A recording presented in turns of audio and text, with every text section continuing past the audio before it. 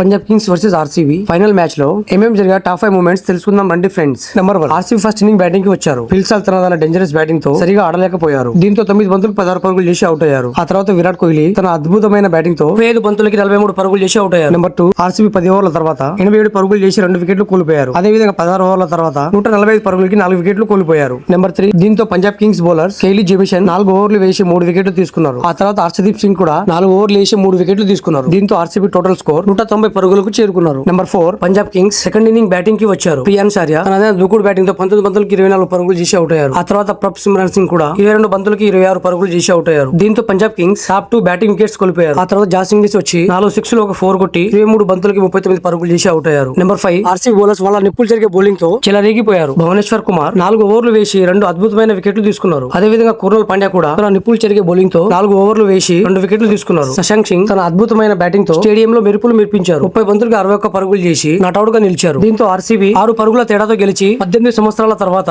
మొట్టమొదటిసారిగా ఛాంపియన్స్ గా నిలిచారు.